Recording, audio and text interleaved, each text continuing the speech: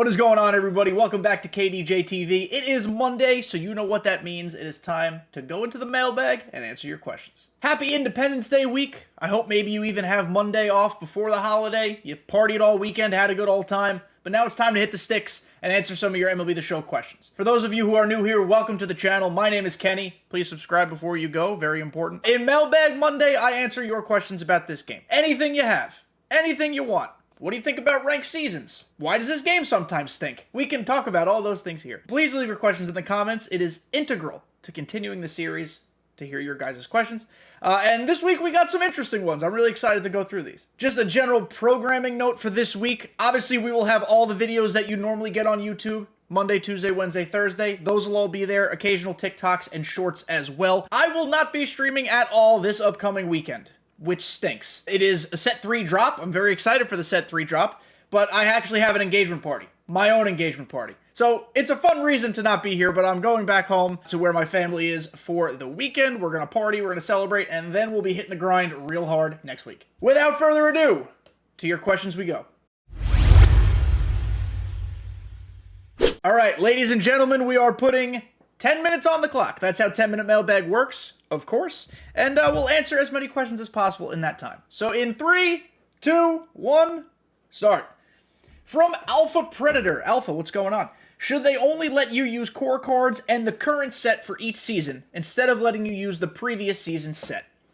So I've thought a lot about this, even prior to you bringing it up. It's a very good question and a very good thing to consider. I do think, theoretically, what you're suggesting makes sets and seasons, I don't know if better is the correct word, but it makes more sense. You won't have a lot of that overlap. It encourages every set to be an absolute banger, like SDS kind of took set 2 off for most of the time. But the problem with that is a big problem. If you drop a, let's just say set 2, because we're on set 2. If you drop a set 2 card 1 week before the set ends, it'll never be used. And you'll be upset. Yeah, sure, theoretically you could wildcard it, but it won't be used. So the reason that they have the previous set available, I mean, this is me using just kind of some logic and reasoning. They've never actually confirmed this, but I think the reason they keep the previous set available is for that reason. Some really good cards drop late in a set's cycle, so they need to give you time to use it. I do love your idea if all the content just was queefed out day 1, and then they never drop new cards again, but I think that would also kill the game. So it's an interesting thing to ask and talk about. I wonder if there's some sort of compromise, because I'm very open to hearing it, because I do like the idea of an isolated set plus core cards, and maybe a wild card or 2. But unfortunately, I don't think with the way it's currently constructed, it would work. But that's a good question. Like I said, Alpha, thank you so much. Next question comes from Jaruz. J-Rose, I'm sorry if I'm saying it wrong. Please correct me in the comments. Actually, 2 questions from you. So we're going to go through both of them one at a time. And I'm not going to read your entire comments. While I've read them offline, they're very good. We just don't have the time here. Do you think they are done with Negro Leagues players for this year? Or do you think we will see better versions of each of their cards for specific seasons in their career? So the simple answer to this question is we're not getting any more content as far as like new chapters or new legends to the storylines mode. I think we all know that at this point. Maybe some of you don't. Now, as far as getting better versions of these cards, I'm hopeful. I really hope so. I don't know how, because these cards were core. I could see Jackie Robinson getting another card because he always gets a 99. But then, like, why wouldn't Satchel Paige get a 99? Why wouldn't Buck O'Neil get a 99? I hope they do. I think we can all kind of just bank on Jackie Robinson getting another one. I don't think that's out of left field. But I really don't know. I hope we get better versions of them. Because outside of the captain team that was cool for the first week, the cards aren't really great. They're not really usable. I never see any of them anywhere except Battle Royale. So, to answer your question, I'm hopeful. I really hope so. And then to your second question, why can't they implement verse left and verse right lineups in the game? I searched for this before and found some explanation that it used to be in the game, but they had to remove it due to ranked seasons and people quitting out of games. That's exactly why. I don't think it should be reintroduced into the game. I think it created a lot of quitting. It created a lot of platoons that really didn't need to exist. And it also, when you think about it, prevented players, us, from getting better at the game. Because if we were facing a lefty starter, we were taking all our lefty bats out, and we're not learning how to hit lefty-lefty. SDS doesn't care about that per se, but I'm gonna take the high road here and say I want to get better at the game. I don't think they're going to add it back. I think right now, with the way it's structured, is pretty good. You know, it was also during that time where it was randomized starters. And that sucked. Because you could get a brand new pitcher and then just roll your rotating pitcher thingy and never get that guy. It was rough. You'll use the same pitcher every game, technically. There's a chance. So, that was a weird time in Diamond Dynasty history. I'm glad it doesn't exist anymore. I think the best workaround for verse right and verse lefty lineups is just to create a diverse, balanced lineup. I don't like hitting lefties back-to-back. You set up specialists, and that's not good. I like having bench options for later in the game. You can't, obviously, I mean, I guess theoretically you could platoon in the first inning. I think that's a waste of bench spots. I don't do that personally. But just setting up a bench to optimize your chances for late in the clutch, that is the best way to work around that. I understand where you're coming from with that question, and correct me if I'm wrong, but by your question, it does seem like you're a newer player because you weren't around for the left-right lineups. I think the last time we had that was...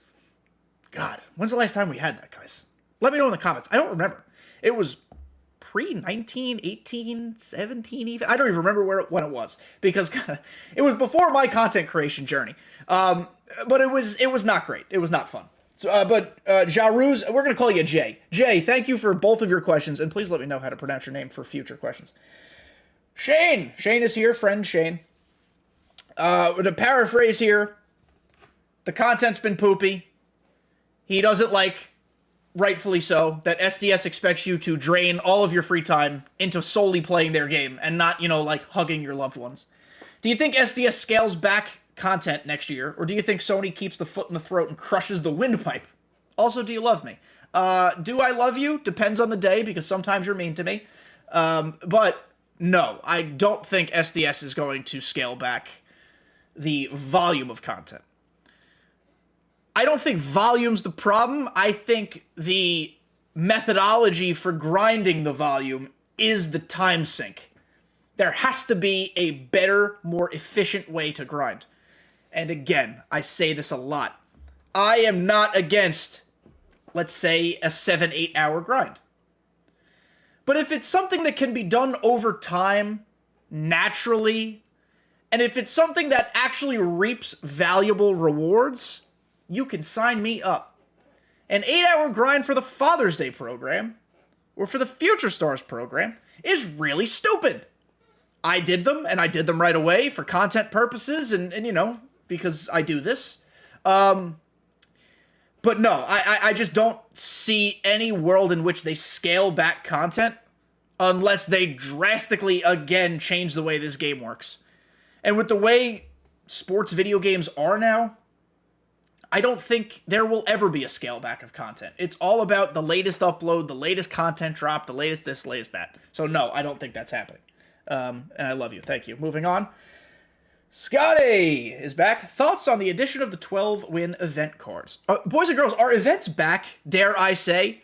We'll have more on the current event, the Moonshot event, in Tuesday's The Show, the podcast episode. We're going to go in depth there because let me tell you, I have thoughts. But I've kind of liked the last 3 events with the way that they're giving us content. The reward paths are getting better.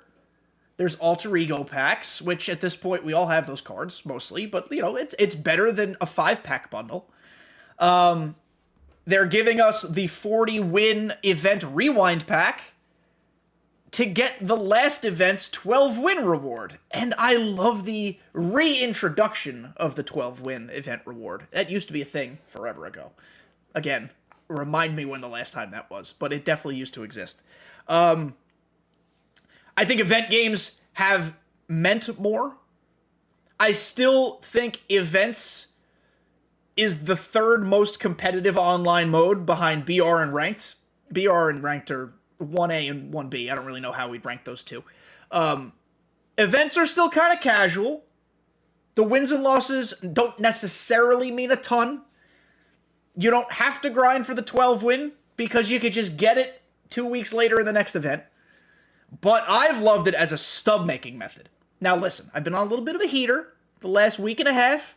I've got a 12-1 in BR, 2 flawless in BR. So that's 3 huge BR runs for a lot of stubs. For the Kerry Wood event, I got 2 Kerry Woods. For the Ian Happ event, I got 2 Ian Happs. And for the current event, I got 1 JD Martinez. I am stub rich. I am liquid right now. Got 1 million stubbies for the first time this year because stub making is hard. So to use events as a true stub making method, I am here for it. I think this is the correct way to give me like a cool reward I can sell that is later a no-sell from the 40 win pack. I think events is nailed right now. You could still argue that 50 wins in the event should be worth more than, I don't know, 2,500 stubs. We could figure that out. But largely speaking, I think events is in a really healthy place right now, which is great because earlier in the year, events might have been in the worst place they've ever been in. Events were terrible. Now they're great. I'm pretty sure the horn just went off. I'm done talking. Everybody, that's it. Nice and simple. 10-minute mailbag in the bag. I suppose we used the word twice, but it's fine. I hope you guys enjoyed this one. Look, I have new art back there. I just got it back from the custom frame. It's beautiful. It's pretty. It's irrelevant to the story, but I just wanted to point it out. Thank you guys for making it to the end. I hope you enjoy all the content coming out on the channel this week and always. I appreciate all your support, all the comments. We just hit 1,300 subscribers on YouTube. Road to 2K. Let's get to 2K as fast as possible. Love you guys. See you next time.